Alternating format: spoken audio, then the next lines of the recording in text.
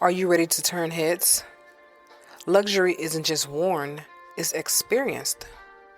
Introducing a Layla Cara style and new up-and-coming designer collection where exclusive shoes and bags for men and women meets your feet. How about you take a handbag and wear it in style, where each piece is personally designed by Alayla Carroll herself and handcrafted from the finest material in Italy. Leather, smooth like butter, bold, timeless, distinctly you. Step into true elegance and make your mark with a Layla Cara style where confidence meets craftsmanship. Visit a Layla Cara style and experience the luxury of art that you wear. Welcome back to Improving Your Thoughts by Freeing Yourself. I'm your host, Alayla Carroll, and today's topic, we're going to be talking about 6 through the 8 date conversations. We're going to talk about family, finances, and lifestyle compatibility. Our last episode, we talked about emotional compatibility. Today, we're going to talk about lifestyle compatibility. What we do in our everyday life, our structure of way of living, the way we live day by day. This season, we've been walking step by step through how to date properly. Not rushing, not ignoring warning signs, not allowing emotions to replace our wisdom. Okay? So far, we've talked about the red flags and warning behaviors. We talked about background checks and protecting yourself. We talked about detecting lies and manipulation. We talked about recognizing charmers. We talked about why family and friends can see things you might miss. And we talked about what to talk about on the first date through the 5th date. So now we're on date number 6, 7, and 8. Everything I talk about in this specific episode, this episode here, you are going to be talking about it on your 6th date, your 7th date, and your 8th date. These conversations must be had around this time because when you get to that last date, that 10th date, that is when you will be making your decision whether or not you want to continue seeing this person and if you want to make it official. Now, that is when the title comes. Do you want to be the boyfriend, girlfriend? Are you ready for that in your life dealing with this person? By now, you should be able to know. So you literally was dating slow. You had 10 dates to figure out if this the person I want to be with. Now I know it's not that easy to go through 10 dates with somebody and not call yourself something far as boyfriend, my girlfriend. That's hard, but it is the right thing to do and it's the appropriate thing to do because if you are able to do this, you will not waste no more of your time. You will not waste any more of your time dating the wrong people for years and then breaking up with a heartbreak and finding out that you should have let that person go sooner. This is why I'm teaching you how to date slowly and to date properly. Each stage of dating is designed to help you learn about someone gradually, not too fast. This is what is going on with us in this world. Everything is so fast. We got to do everything fast. We got to cook our food fast. We got to order our food fast. We have to get to work fast. We have to get home fast. We have to make our children grow up fast. Everything is fast, fast, fast. But then when things go wrong, now you don't go back and look at what you did wrong. You just continue to keep going forward, doing the same mistakes again, repeating them over and over and over. This is why after every single date, you reflect. You take time to just pay attention to what you've observed during the time of being with that person. It gives you the opportunity to continue. If you make it to the 10th date with somebody, that doesn't mean that this is the one. All it means is that you got the opportunity to see some things in this person that will help you make the right decision, the correct one that is suitable for you and for your needs during the time that you're dating them. Okay? So, because healthy relationships are built through clarity, not speed. Today, we are moving into the 6, 7, and 8 date. At this stage, the connection may be stronger. Yeah, you may even have feelings invested by now. Yeah, emotional feelings. Hopefully, it's not sexual feelings, because you will get off track if you have already incorporated sex into this. Now, I want to talk about how do you keep from having sex so soon. I'm going to talk about that in a different episode because I don't want to be in too deep with that. So we're going to just keep going, and we'll talk about that in another episode about the sex when is a great time to really just give yourself to a person when you can use your logic instead of your emotions. Okay, so you may feel emotionally invested at this time, and you may be starting to imagine what a relationship with this person could look like long terms. This is why the next set of conversations are extremely important to have with your date, because many long-term relationships struggle in 3 major areas. They struggle with the family dynamics, whether it is with their own family, your family, or your blended family that you put together, or your family, the future family that you're about to have when y'all start having sex. All right. It also struggles with financial values, the way you view money, the way you view your lifestyle, how it should be spent, your money, what you want to spend your money on, what you should do with it, those type of things, as well as your job, your career, all those things. And then it also struggles with lifestyle compatibility. These topics influence daily life in powerful ways.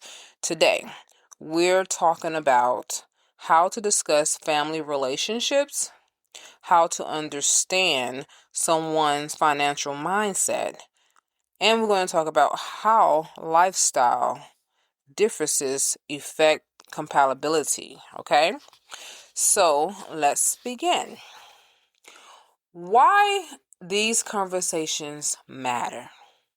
Many couples focus on attraction, personality, and shared interests early in the date, early in your dating life. But long-term relationships are influenced more by daily habits and life structure. Things like how someone handles money, how they interact with their family, how they spend their time, how they manage responsibilities. These factors shape everyday life in a relationship. For example, 2 people might love each other deeply. There's no denying that. But if one person is extremely financially responsible while the other spends impulsively, conflict can arise. Or if one person value quiet family time and the other prefer constant social activities, tension may develop. This doesn't mean people must be identical, not at all, okay? What it means is that compatibility in these areas make relationships much healthier and more stable. We'll be back after a quick break. If you haven't already, check out my luxury shoe and bag collection, a Layla Cara style. Each piece is personally designed by me and handcrafted from genuine Italian leather. Whether you're dressing up or keeping it casual, these pieces were made to help you walk with confidence. Because real style starts from how you feel. Go to alaylacarolstyle.com and experience these bold, timeless, and completely all you. Check it out. You might find something you like. So that's why the 6 through the 8 dates are a good time to explore these topics thoroughly. Now, my birthday just passed, April 7th, my birthday. And I really did not plan what I wanted to do for my birthday. I normally would, but I didn't. And my husband asked me, "What do you want to do for your birthday?" Now, I did have something planned last year for this year. So in 2025, I had myself going on a trip to Cape Town, South Africa, with me, my husband, and our son. That was the plan. That was the goal. But as we had all these things going on in our lives throughout the year, it took a detour. And there was no way I was going to be able to do the Cape Town at this particular time, knowing that so much other things that was happening that needed to be dealt with first. So priority came first. And in the moment of me realizing I was not going to be able to go to Cape Town, which I'm still going though, just wasn't going to go for my birthday, I decided I'm just going to let the day come. When it comes, then, hey, we'll figure out what we're going to do from there. So as April 7th approached, it was about April the 5th. I decided, I said, "Hey, you know what, husband? I know what I want, baby." He said, "What?" I said, "I want to just have a dinner at the house. I'm going to cook. I'm going to cook enchiladas. I haven't made enchiladas in years. I normally go out to the restaurant and get them, but I do make enchiladas, and I make pretty good enchiladas. I learned from one of my Hispanic friends when I was a kid." And I said, "You know what? I'm going to go ahead and make my enchiladas." And I told him, I said, "You never had my enchiladas before, so this is going to be a nice surprise for you." And my mom had them before. My aunt never had them. My son never had them. So, yeah, this shows you how long it's been. My son is 12. This shows you how long it's been since I made some enchiladas, right? So, I decided to make them. My dad came over. My mom came over. My aunt came over. And I told him I just wanted to just be us. I don't want no party. I don't want just us, you know? And I'm going to spend time with my mom and my dad and my aunt. It's because my aunt was diagnosed with breast cancer and I don't know how much longer she has. So I was like, I want her to come over, and my mom, I want her to enjoy just me and my dad and all those things and my son. That's all I want for my birthday. So that's what happened, and it turned out to be fabulous, wonderful, peaceful. And not to mention, we just moved and got a nice, beautiful home and decorated it, and I have new furniture. And I was like, hey, I got some new cooking ware, like pots and pans. Let's put them to use. And what ended up happening was after everyone was gone, my dad stayed the night. I told him to stay, don't drive back home, stay here. And my mom and my aunt went back home, and I asked him, would it be okay if you stay an extra 3 more days while me and my husband take a trip? And he was like, where you gonna go? I said, well, you're not gonna go far. We're just gonna go to New Orleans and just enjoy some time with husband and wife. No, nobody else involved, just the two of us. And he was like, yeah, sure. So that's what I ended up doing. Now, the thing is that my husband and I went to the casino. I spent too much money. That's how I felt. He spent money, but not like me. I'm very frivolous with my money. Like, I don't like just blowing money. I don't. I've been that way for years. He can blow money and be like, oh, well, I get it back. Me, I'm like, no, I could have saved that. And I'm at the casino and I'm not happy at all. And I've like, this is not going to work. I'm ready to go. But he's not ready to go. And I'm sitting here like, okay, I know my husband liked to gamble.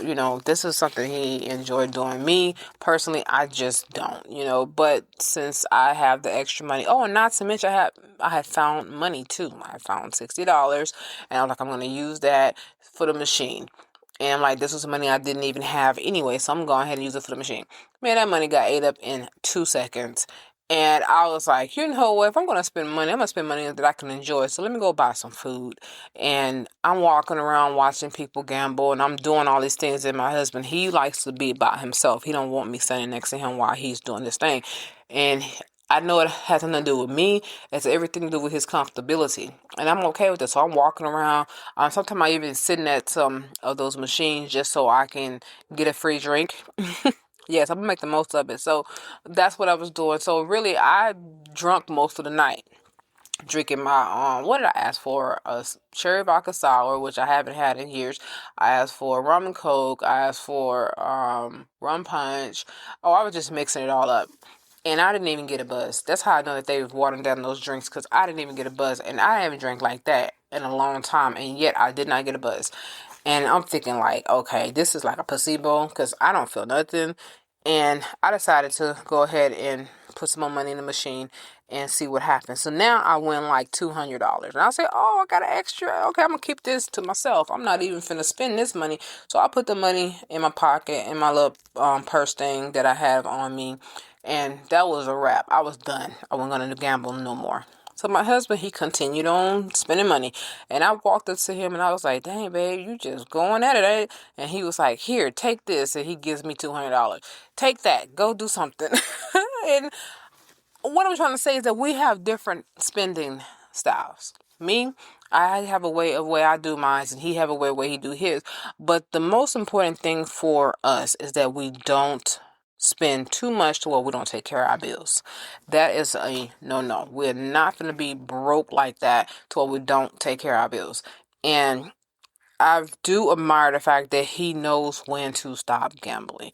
Now, have he won some money at the casino? Oh, yes, he really have. He have won $27,000 one time.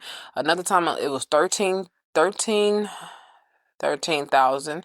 And then another time it was like, I think 1,200. Oh, he have won. So it ain't like he haven't won any money.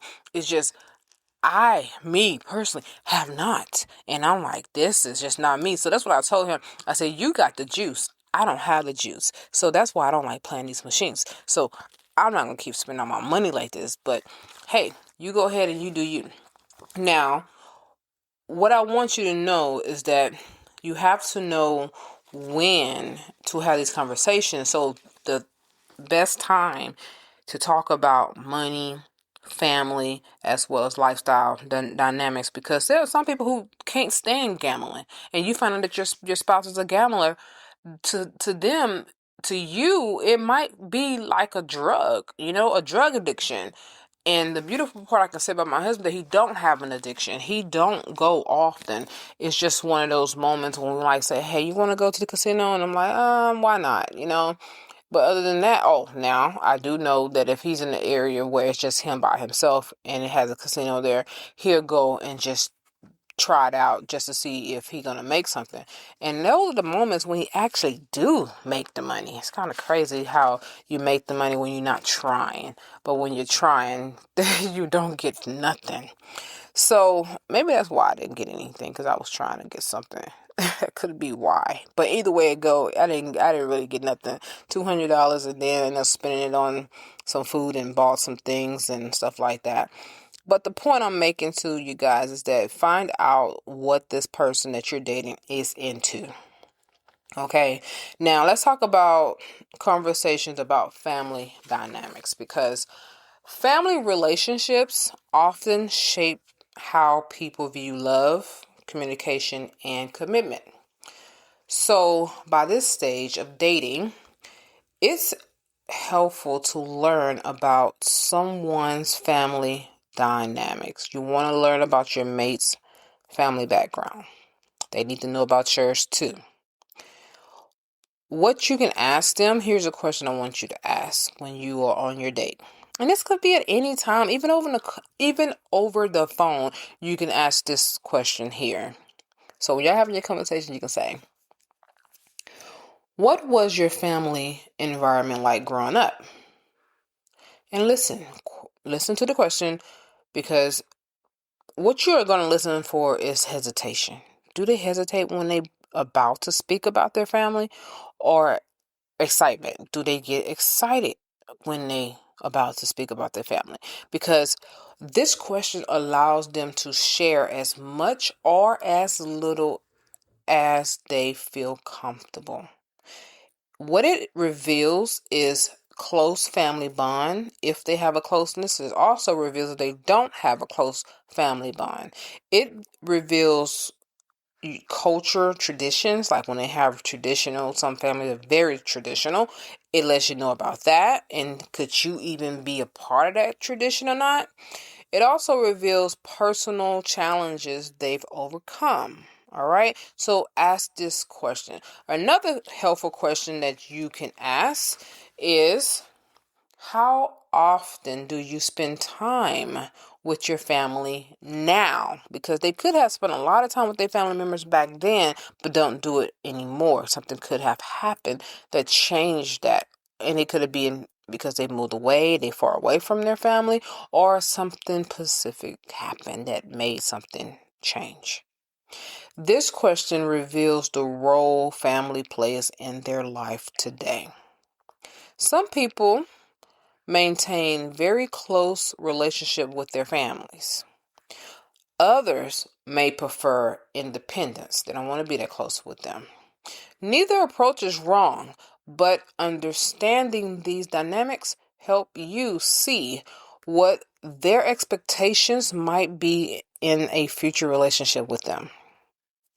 And it gives you the option to say, I can or I cannot be a part of this, okay?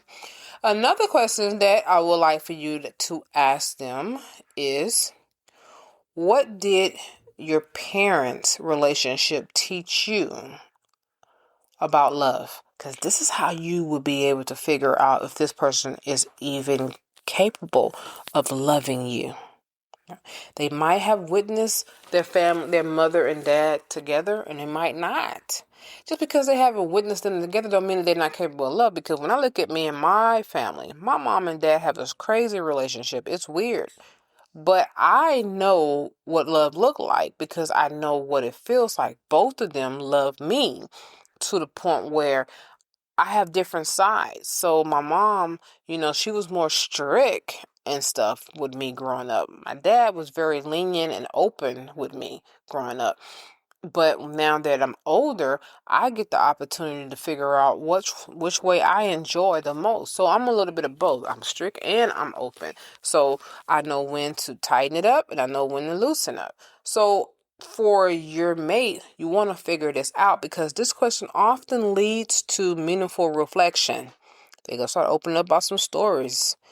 That's good. That's the insight. They're letting you in, okay? People learn relationship behaviors from what they observe growing up. That's one of the reasons why you hear people say a lot. Well, when I was growing up, all I saw was my mom and dad fight all the time. So that tells you that they might become like their mom and dad, fighting a lot. Not saying they will to a degree, because some might have gotten help. That's what you want to know. If they witness their mother and dad fighting, you want to know, did they get some counseling? Did they get therapy because they need it? Because understanding this can give you insight into how your date approaches commitment. That's why you want to know if they gotten the help. All right. So now let's talk about finances. So conversation about finance. Money is one of the most common source of conflict in relationship. You would think it would be infidelity, but it's not. It's actually money. That's why understanding someone's financial mindset is important. You need to understand your mate's mindset. Your future mate, your partner, your husband, your wife, how is their financial mindset? Notice I said mindset, not income, not how much they make. I want you to know their thoughts surrounding money. You don't need to ask them how much money they are making at this stage, but you can learn about their attitude towards financial responsibility. So what is the attitude like? You can learn this at this point. Here are some questions that I would like for you to ask them. This would help you to get an understanding about how they think when it comes to money. You're going to ask this question: what are your financial goals you're working towards? This will reveal planning ability. Do they have the ability to plan when it comes to the money? All right. This will also reveal responsibility. Are they responsible when it comes to money? And this will also reveal future vision, what they have planned for their money. All right. Another good question I would like for you to ask is, what does financial stability mean to you? Because you got some people who might say financial stability is just me having a job, getting a paycheck every month, every week, every bi-week, or every first and the 15th, just so I can pay my bills. That's not really a good mindset to have, because that's kind of a poverty mindset. And I say that because that means they're only going to work or make enough money just to pay bills, but not enough to really live off of. And if you can live with that, good for you. But if not, then you might want to be like, okay, let's advance here. Because I know a person who was dating a guy who only wanted to do one particular job. And he talked about dreams of owning things and everything, but he never showed it. It was always talk. And so when it came down to him being able to put his words into action, it was always an excuse. It was never ever a real result coming from it. And that's why you want to make sure who is the person you're going to be dealing with. Because if you are financially stable and you got yourself together, I'm going to tell you right now, that person's going to drain your money. They're going to drain it because they don't know what to do with it, and they don't know how to use it properly. So they're going to drain you. They're going to come up with these ideas that they're going to want to use your money for. They're going to come up with all types of excuses and reason why they need it. And you want to definitely protect your money when it comes to that. Financial maturity is very important. It's very important. Maybe that person is you. You don't know how to take care of money. You don't know how to spend money, right? You just spend until it's gone. And in these days and times, I know I used to say back then, money is meant to be spent. But I've learned throughout my years that it's not really just meant to be spent. It's a tool to be used for what is needed at the time that something is needed, but it's also a tool to be used, to be held on to, so when something is needed, you have it. You know what I mean? And you can invest to make it grow. So those are the mindset you want to try to figure out, does this person have or not? Okay? So don't just think to yourself, I don't have to talk about this. You do have to talk about this. A lot of relationships never talk about finances. All they want to know is that you got a job, you're making money, and hey, we can spend it together. That's not it. Different people define stability in different ways. Some focus on saving and investing. Others focus on enjoying life experiences. Understanding these perspectives help you see whether your financial philosophy align with your mate. Okay? That's what you want to know. You can also absorb their behavior indirectly. Pay attention to how they spend. That's too easy to see. Very easy. You can go in there. If you go to their house, you'll be able to see immediately. Go into their closet. That's how you know how they spend. Go in their closet and see what they're buying. If you see a lot of designer things, then that person spends a lot of money. But if you don't, and you just see nice things, but there's not really a lot of name brand attached to it, that person is wise with their money. They're not just spending crazy. Now they might not have enough money to buy name brand things. Okay, let's look at that perspective too. Now you want to figure out, let's check and see how well they handle their bills. Do they take care of paying bills on time? That's what you want to pay attention to as well, okay? So, for example, do they plan financially by being responsible and making decisions responsibly? That's basically what you want to pay attention to. Also, do they seem financially organized? Now, how do they seem financially organized? Are they budgeting? So every month I have a budget. I write down what needs to be done for the month. And when I am ready to take care of these things, I check them off. Okay, that's been done. That's been done. That's been done. I started doing this back in 2007 because I needed to get my credit right. And I was like, the only way I'm able to get my credit right is that I pay some things off and then I stay on track with everything else I have, like my card note, those type of things. And at the time, I had credit cards, so let's pay that. Now I got credit cards. I let go of my credit card for maybe like 10 years, but I just got credit cards back. And now I'm very, very frugal about my card. I'm not that easy to just go and blow the money like I did at first back then. So now I'm like, okay, I have this card, but this is going to be for when it's really needed, when it's needed. So those are things I want to make sure that you are understanding. Do they organize? Are they financially organized? Or do they appear impulsive with spending? Financial maturity is less about wealth and more about responsible decision making. That's what you're looking for. It's not about them being wealthy. It's about how well are they when it comes to spending their money. Now we're going to talk about conversations about lifestyle compatibility. Okay. So another important area to explore during these dates that you're on, date number 5, 6, and 7. No, date number 6, 7, and 8. My bad. Is lifestyle compatibility.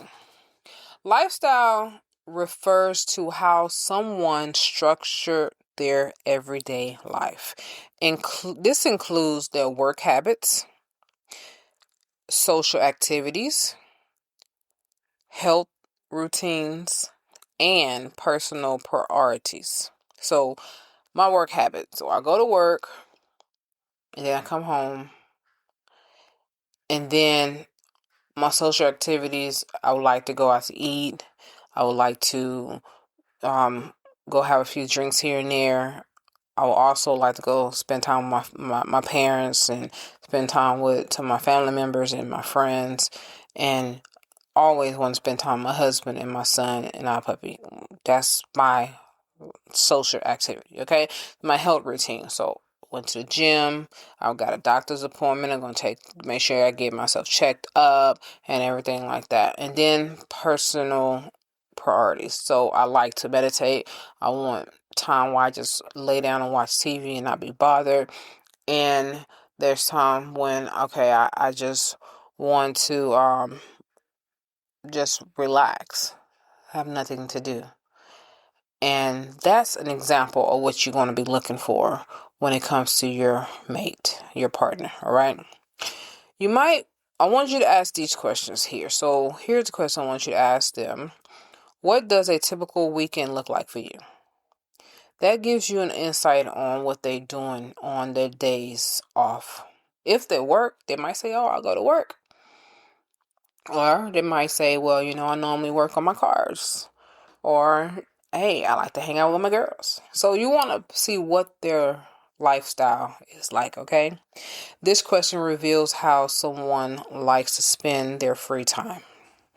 And this is when they're not working. You will find that answer out, okay? Some people enjoy quiet activities like reading, cooking, relaxing at home. I do. I enjoy doing all those things. So, but you got some people who don't care about reading. They're like, I don't feel like reading. I used to hear this girl. I remember I wrote my first book, and I was asking this one chick that I grew up with. We was kids who grew up with. I saw her, and I was like, "Hey, I wrote a book. Would you like a copy of it?" She's like, "Girl, I don't read." I'll say, "What? I never heard that before." But what you mean you don't read? You don't know how to read? Because I know you know how to read. No, I just don't like reading. Oh, that's a problem. You should read sometimes. It takes you out of your element of just the norm that you do every day. You get a chance to see the world through someone else's eyes, like, girl, please. But that gave me an opportunity. What it did was let me know that there are a lot of people like her who just prefer to not do that. And that was before Audible, okay? Now we got Audible where you don't have to read, you can just listen to the story. But I'm just letting you know, you want to try to see what this person likes to do during their free time. Because it might be boring to you. That's what I'm getting at. You probably be like, oh my goodness, this person is boring. Or it might be you who wants to just chill at the house and do nothing and just read or whatever. And they want to get out and go, go, go. And it's not what you want to do. Some people like to shop on the weekend. There you go. You get a chance to see their spending habits. Some people like, man, girl, I like to go shopping, man. Well, there's nothing wrong with that. You got the money, go do it. It's enjoyable. I love shopping. Me and my husband, we do that too. We'll go, but we go to our favorite store. We got little stores that doesn't spend a lot of money at, like Ross and Burlington. So Burlington is my store and Ross is his store. Why do we like those two stores? I like a lot of gadgets. I just do. I like stuff that usually you can't find in a regular place. I do. I even like Goodwill because I know I'm going to find something that most people don't have, or something that is old, but it still work. And I ain't seen it in a long time. And I'm like, oh my God, look at this. That's crazy, but it's me. And I'm not going to spend, $3 for this, $5 for that, or whatever. Why not? So, and no, I'm not a hoarder. I do not hoard. My husband does, but I don't. When he hoards, I be on him. Get rid of this, or I'm going to get rid of it. And I do. When I notice that there's something that he doesn't mess with or haven't messed with in such a long, long time, to the point where he forgot about it, oh, I get rid of it. And then he still don't ask about it because he ain't never used it or he ain't missing it. So that's how I am. So you want to also find that out. It's also lifestyle. That's lifestyle too. Because are they hoarders? How are you gonna know if your mate is a hoarder or not? Pay attention to what they get rid of and what they don't. If they keep everything and it's broken, That's a hoarder mentality, because what you need it for is broken. Get rid of it. And I know my husband got this from his mother, because she's a hoarder. She don't get rid of anything. So my husband still got comic books from back in the 80s. No, I do not get rid of them, because I know they're collectible items. But he do. And he have toys from back in the 80s, the 70s and 80s, because my husband was born in the 60s. So he got toys from back in the 60s. I mean, not 60s, the 70s and the 80s. And I'm like, what is this?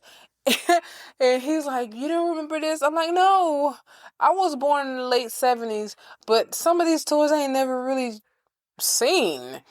And I'm thinking, like, some of this stuff look like someone just made it by hand and just handed it to you. But I know those to him are collective items, so I'm not going to get rid of that. But he does value those things. Come to find out now, some of the stuff that he has, he took it to this old antique shop to get it appraised, and they told him some of that stuff was worth money. To my surprise, I was like, really? This is worth money? And it was like, yeah, it really is. Okay, I know not to throw anything away. Because I know if that is exactly what it is, if it's worth money, ew, he's going to be highly mad if I throw it away. So those, I learned to respect that. Now, I respect it. But what I do now is say, take it to your mama house. Don't have it here. Take it to your mama house, because we don't have a lot of space for all that. Take it to your mama house. Your mama got 4 bedrooms. Take it to your mama house. She got a 4-bedroom and a garage. Take it to your mama house. Oh, that's what I say. Like, take it over there. Eventually, we're going to have to deal with that stuff over there, because when his mother passed away, she's 93 years old. I thought she was 96. She actually 93. Her birthday the same day as mine. I looked up her age, found out she's 93. And still in her 90s, and I was like, okay, babe, it's gonna come a time where we're gonna have to deal with that stuff that's over there. So I would say to you, let's start going over there and little by little start organizing some stuff and getting things together, because it's gonna come a point that you're gonna have to deal with this one way or another. If she goes before you, you're gonna have to deal with it one way or another. And I don't want to have to deal with all that. So these are lifestyle compatibility things that you want to pay attention to, okay? Because also you got to know that some people enjoy social gatherings like traveling and adventure. So I love all three. I love to have social gathering. I love to travel, and I love adventure. I love staying at home and chilling and doing nothing. I am very well-rounded. That is me. I enjoy it all. But you got some people who are not like that. They are hermit. They don't want to come out their shell. They want to just stay in the house. Then you got those who don't want to go in the house. They got to stay outside all the time. So pay attention to who you are getting involved with. Are you able to live like this? Understanding this helps you see whether your lifestyle, that if it's going to complement each other. That's the goal. Do your lifestyle complement each other? Now, here's another question that I would like for you to ask. So I hope you're writing these questions down, because if you're not, go back through it and rewrite these questions down, because when you're ready for your 6, 7, and 8 date, these are questions you're going to be asking. And you can even ask them over the phone. You don't have to be in person, but it would be nice to ask these questions in person, because it gives you the opportunity to literally have something to talk about on your dates. But it gives you that chance to feel the energy and see it too when they're answering some of the questions that you ask them.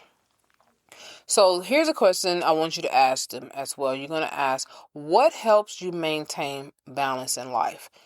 I'm going to tell you right now, they might not really know the answer, because a lot of people don't really know how to balance their lives.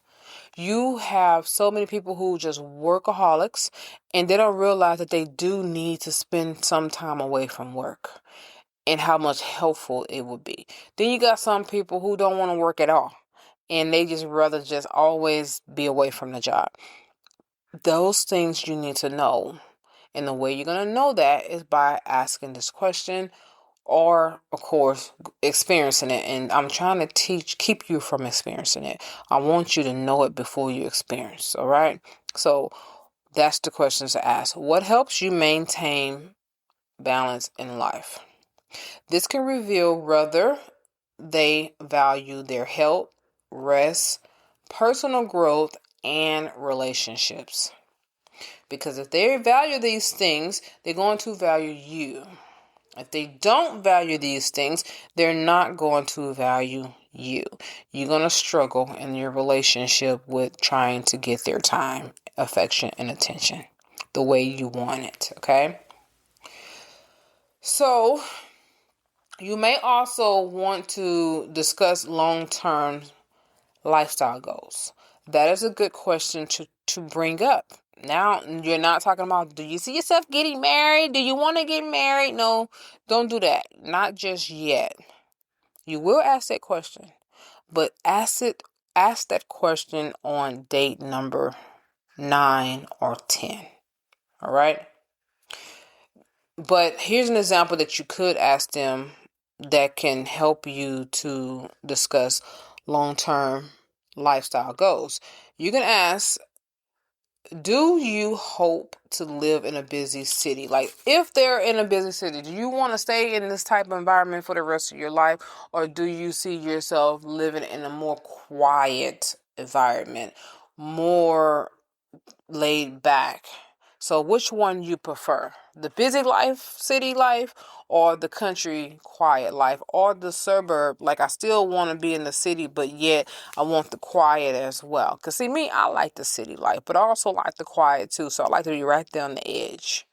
And you can ask that question as well. And it gives you the opportunity to see how this person wants to live their days out on this earth. And then you can sneak in that question. What about marriage? How do you feel about that? If they've never been married before. But if they have been married before, then you say, hey, what about marriage? Do you see yourself getting married again? Is that something that you can actually see yourself doing? And if they say yes to that question, and you know you want to get married, then that gives you the opportunity to see yourself being able to marry this person in a long-term relationship. But if they say, nah, I'm not going to do this again, I will not get married again, then you want to get married. That gives you the opportunity to say, okay, well, I'm not going to do this. I'm just going to be your friend. So here's a story. I was dating this guy, and I liked him, but I didn't like him to the degree that I wanted to marry him. I didn't have that type of emotions invested with him. He was more, to me, someone to just pass time with, to have that moment when I wanted to have sex, because I was single, and I'm like, I can have him as that person. And then also a weekend getaway, because I would use him for my days off when I was off on the weekends.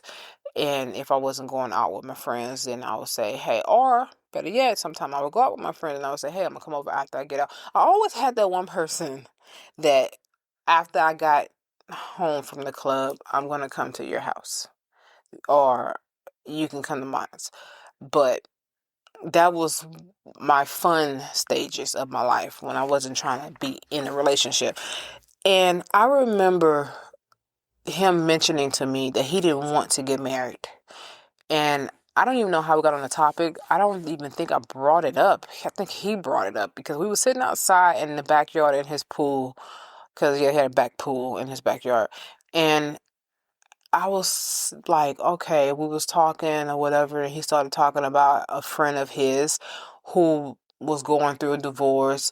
And he said to me, this is why I can never see myself getting married, because everyone I know is getting a divorce. My mom and dad got a divorce. My brother and his wife got a divorce. Now my best friend, he's getting divorced. And everyone I know just getting a divorce. So why even put myself through it if I'm going to end up in a divorce anyway? But I did take a mental note on that. And my mental note was, I'm not going to waste my time with this dude. That was my mindset. As minute when he said that, I said, I'm not going to waste my time with him, because I know right now, if I get wrapped up in him and get involved, we'll just be dating long term and he will not make me his wife. So I'm going to leave this dude alone. But in the meantime, I'm going to continue to have fun with him. And when I'm done, I'm done. But I remember about maybe 5 years ago, I was on Facebook and I ran across his Facebook page. I don't have him as a Facebook friend, but you know how Facebook is always giving you suggestions of people you may know? Well, they put his face up and I was like, wow, I haven't seen him in years. So I just politely clicked on his page. How you politely click on someone's page? I don't know, but I did. And I was like, wow, he was sitting at a table, like his very first picture that showed up. He was sitting at a table in a tux, and I was like, well, maybe he's at a friend's wedding, because he just said he didn't want to get married to me. Well, he didn't just say it, but at the time when I was talking to him, he said he didn't want to get married. So I'm thinking, like, maybe he's just sitting at the table with his best friend and he's a groomsman. Oh, nah, he was the freaking groom. Because as I dig deeper and deeper and deeper and got into the nitty gritty of his photos, I was like, oh my God, he got married and he said he would never get married. Now, sometimes people will say these things to you in the heat of the moment, but don't really know what the hell they're talking about. And I always tell people, keep living, because if you keep living, life brings about a change. So just keep on living, and eventually you will know the true story about your life. And I was sitting here like, this dude told me he didn't want to get married. I was for real about not even going any further with him. But then I had this thought in my mind, and it said to me, what if he was lying to you about never wanting to get married? What if he was just only saying that to you because he didn't want to marry you? And I was thinking, like, why am I talking to myself like that? Because I didn't want to be with him in the long term. No way. Because our compatibility wasn't really matching. It was more of a good time. Because as I continued to spend time with him, I was learning him to know that we didn't have a lot in common when it came to our lifestyle. He was another one who was a gambler. Loved to go out to the casino. And he was worse than my husband. When I say worse, he was always at the casino. Matter of fact, he was always at the casino to the point where he called me up one day. He was like, I need you to come out here to Lake Charles. And I didn't know what I was going out there for. And I was like, for what? And he was like, just come out here to Lake Charles. I said, nope. Until you tell me what I'm coming there for. And he was like, hey, I got a hotel and I would like for you to come and stay with me at the hotel. At this time, I had never been in a casino before, so I wasn't really sure how this worked. When I didn't know that yes, I was living under a rock. I'm about to say it. I did not know that casinos was in hotels. I had never been to Vegas before.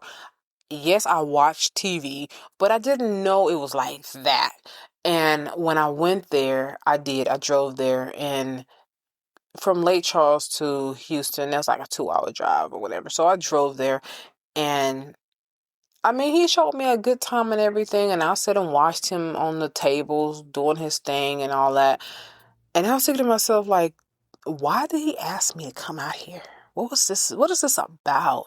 Because I'm not a gambler and I'm not comfortable and I'm bored, because I was. So this is one of the things I was realizing, that we're not compatible. And when I saw those pictures of him at his wedding, I did feel some kind of way, though. I'm not even gonna act like I did it. I felt some kind of way. I felt like this dude just told me stories because he didn't want me to think that we was gonna go that far. So we don't have to be thinking about marriage or talking about marriage. That was my thought. But hey, maybe he did change his mind. Maybe he really did feel like that. Maybe in his world, he was like, I'm never going to get married at the time. And then he found the woman who changed him. Who made him change and rethink that. Good for him, though. You know, I just know that me and him wasn't compatible. Now what we're going to do is we're going to talk about, okay, so I want you to know that lifestyle compatibility plays a major role in long-term happiness. So if you want to be happy, please pay attention to your choices. because that is how your happiness is going to stick around. So let's talk about watching for alignment. I already spoke some of it when I was talking about the guy, about him saying he didn't want to get married and all that. And now I want to dig deeper into that, because as these conversations unfold, you're not looking for perfection, all right? You're looking for alignment and maturity, all right? Maturity as well as mutual respect. I want you to ask yourself these questions here.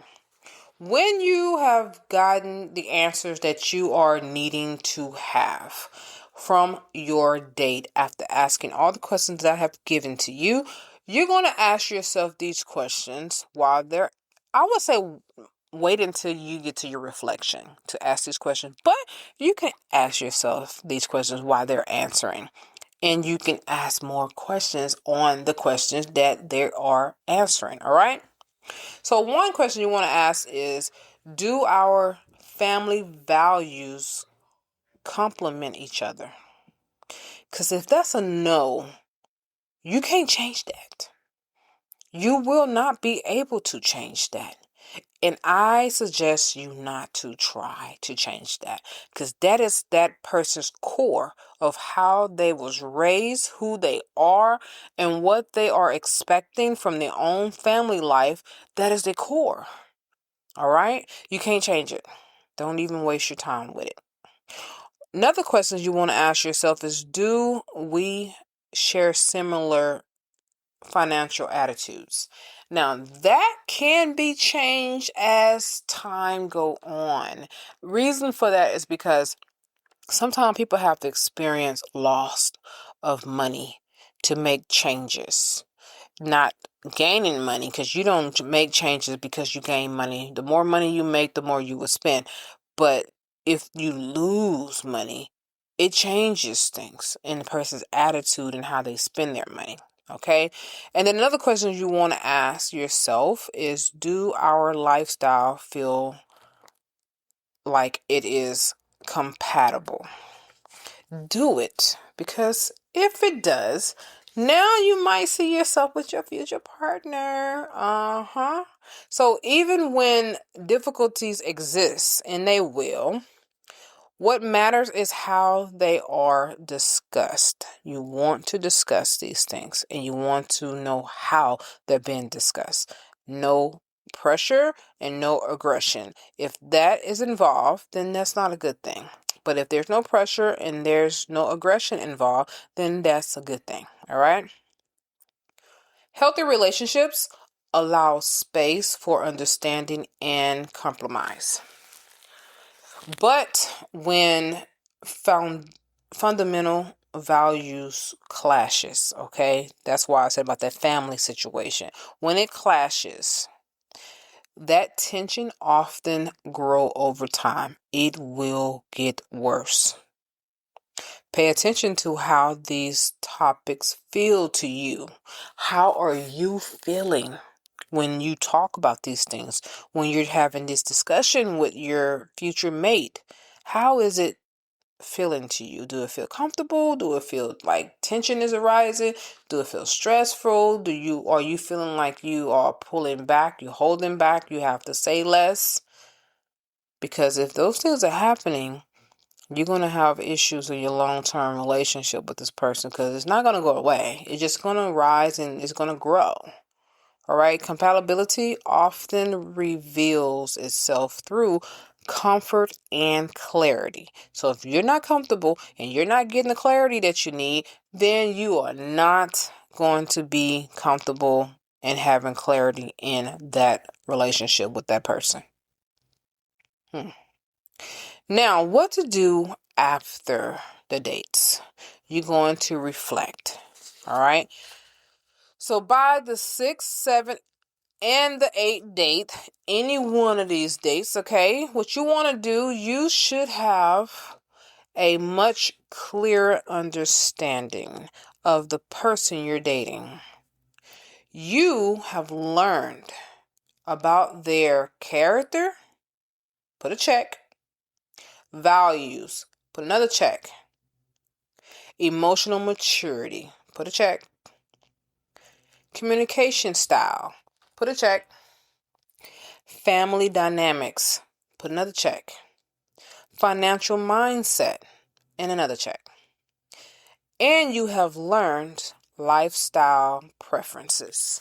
Put a check. Now you know this person to a point where you can make a decision if this is someone I want to date or not. Take time to reflect, okay? Ask yourself these questions. I want you to ask yourself, do our life fit well together? Or is it forced? Do it feel like it's going to be forced? I'm going to have to make a lot of changes to fit into this person's world. You should never have to make dramatic changes to fit in someone else's life. That should never happen. And vice versa. They should never have to do the same for you. The two of you should be able to merge together. It's just like driving a car and you're about to switch lanes. You don't stop the car in the middle of the freeway to get over. You just keep going and you slightly merge over. That is exactly what your relationship should be like when you are entering into someone else's life and they're entering into yours. It should be a merge into each other's life, not a complete stop. You find yourself not talking to your friends anymore, barely seeing your friends because you're always with them. You're starting off on the codependency side. You're starting to be codependent on each other. That's not good. You don't want that kind of relationship because when y'all break up, and yes, you will break up because codependent relationships don't last. It's dangerous to you and it's dangerous to them as well. And I have an episode that talks about that. So go back and find that episode. It's titled about codependency. Look for it in the title. And that's the one I'm talking about. And you understand what I'm talking about right here, right now. Also, you want to ask yourself, do I respect this person's values? Because that is a question you need to be able to answer as a yes to be able to be in a relationship with them. And vice versa. Do they respect your values? All right. It should be a yes. And the last question that you need to ask yourself is, can I imagine building a future with this kind of lifestyle? Not this kind of person, the lifestyle that they live. Can you imagine having that as your life? Because I say to myself, these are my non-negotiables. I can't deal with someone who's on drugs. Not at all. That is a lifestyle that I don't want to go through because I dealt with it growing up as I was a kid. Dealing with family members who was on drugs and watching how their life just crumbled. And how they even affected me and other people in our family. So that's a non-negotiable. That's a lifestyle I can't handle. Same thing with heavy drinking, you know. And I said heavy drinking, I mean like you're always drunk. I don't like that. Matter of fact, I had a guy that I was trying to date me, and we are friends to this very day, but I saw him drunk for the first time to the point where he was losing his money. He almost got taken from his money. And if it wasn't because I was so observing and alert at that party, he would have lost all his money. And I remember telling him, I don't never want to see you like that again, ever. And he was embarrassed. He was like, I cannot believe that you saw that side of me. And I said, so that means that this is not your first time. He was like, nah, I used to do this all the time back in Memphis, man. And I was like, really? And he's like, yeah, that was my life, man. That's why my girlfriends wouldn't stick around. I'm like, good to know. But see, I slow dated him to the point where I realized that I could not be with him. I didn't get into a relationship right away. Even though he was trying to, he kept saying, I want you to be my girl. I was like, nah, I think we should be friends first. And I kept saying it over and over. Let's be friends first. Let's be friends first. I need you to show me who you really are. And that's going to take some time. And here it is to this very day, all these years later. And I mean all these years later. We've been friends for about 13 years, I think now. And Nope. I never could be in a relationship with him. And now to this day, he is totally better than what he was back then because he grown and matured. But he still got this certain one thing about him that is still there. And he told me this too. He said, Layla, you are the only girl that I've been so cool with that flat out told me to my face why you didn't want to date me. And I respect that. I really, really respect that. You didn't try to take me for my money. You didn't try to just have sex with me. You didn't do none of those things. And yeah, I knew where he was coming from when he was saying have sex with him, because the way he approached me was the reason why I was turned off from the jump. It was his approach. And I told him that. So your approach turned me off. You showed me a picture of your penis and I was livid when I saw it. I was like, dude, this is the most disrespectful thing you could never do. And I told him to his face, don't you ever leave that. Don't ever leave with that again with another girl. I don't care if you're just trying to hit it. Don't do that. Because that is a turnoff. And I had to let him know. I said, you well endowed. I ain't going to sit here and take that from you. You are well endowed. I mean, you got a nice size on you. But that is such a turnoff. I don't like that. I'm like a man. I like the elements of surprise. Surprise me. But you just took that away from me. So now I'm not curious no more. He's like, damn. Really? I said, yeah, really. I'm not curious anymore. I see what you got. I'm not interested. You lost me. But we could be cool and we could be friends, but you can go ahead with that. So that's what I'm saying. You want to get the chance to know a person's lifestyle. What is it about this person? Can I see myself building a future with this kind of person's lifestyle? All right. These reflections help you make thoughtful decisions about continuing the relationship that you have been building with this person. Okay. So,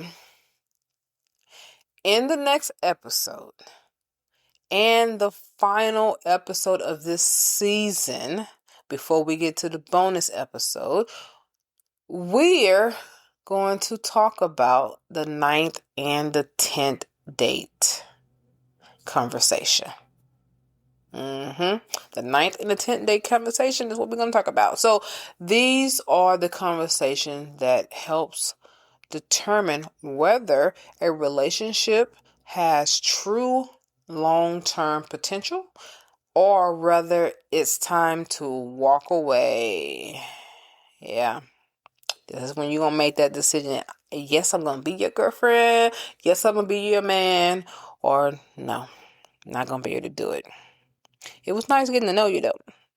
But bye. Or we could just be friends.